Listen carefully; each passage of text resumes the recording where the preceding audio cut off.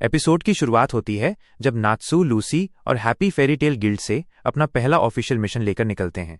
Mission ये है कि उन्हें अमीर, घमंडी और बेहद अजीब शख्स एवल्यू की हवेली में घुसकर उसकी लिखी हुई किताब डेब्रेक ढूंढनी और नष्ट करनी है।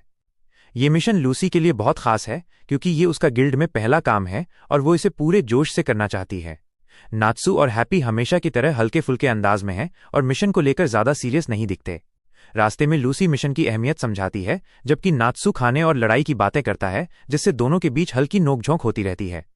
जब वे एवल्यू की हवेली के बाहर पहुंचते हैं तो देखते हैं कि हवेली बहुत बड़ी, शानदार और सख्त सुरक्षा में है।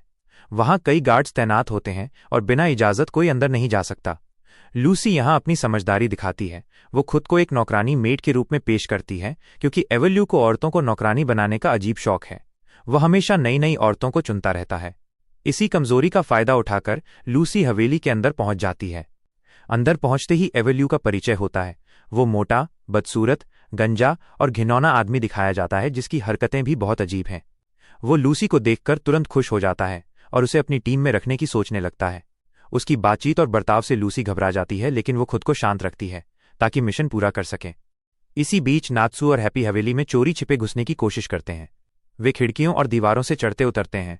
नात्सू कहीं फिसल जाता है। हैप्पी उड़ते उड़ते दीवार से टकरा जाता है। ये सारे मजाकिया पल एपिसोड को हल्का फुल्का और मजेदार बना देते हैं। लूसी धीरे धीरे एवल्यू से बातचीत करते हुए ये पता लगाने की कोशिश करती है कि किताब डेब्रेक कहाँ है।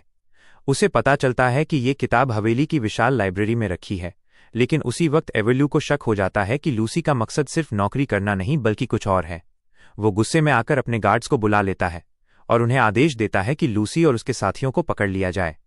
अब यहां से एक्शन शुरू होता है। नात्सू गार्ड से भिड़ता है और अपनी ड्रैगन स्लेयर मैजिक यानी आग की ताकत का इस्तेमाल करता है। उसके घूंसे और आग की लपटों से गार्ड्स डरकर पीछे हटने लगते हैं। पूरा हॉल धुएं और आग से भर जाता है। गार्ड्स की चीखें गूंजती हैं। वहीं लूसी अपने सेलेस्टियल स्पिरिट कीज का इस्तेमाल करती है और पहली बार अपनी स्टार स्पिरिट एक्वेरियस को बुलाती है।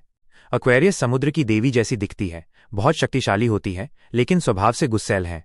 आते ही वो लूसी को ही डांटना शुरू कर देती है और कहती है कि उसे बेकार की चीजों में मत बुलाया करो। फिर भी वो अपने पानी की ताकत से गार्ड्स पर हमला करती है। एक विशाल जलधारा हवेली के हॉल में भर जाती है। सभी गार्ड्स पानी में बह जाते हैं। हालांकि लूसी भी उस बाढ़ में बह जाती है जिससे सीन एक्शन के साथ कॉमिक भी बन जाता है। नात्सू और लूसी दोनों एवल्यू के गार्ड्स को हराकर आखिरकार हवेली की लाइब्रेरी तक पहुंच जाते हैं। लाइब्रेरी बहुत बड़ी और पुरानी किताबों से भरी होती है। वहीं उन्हें आखिरकार डेब्रेक नाम की किताब मिलती है।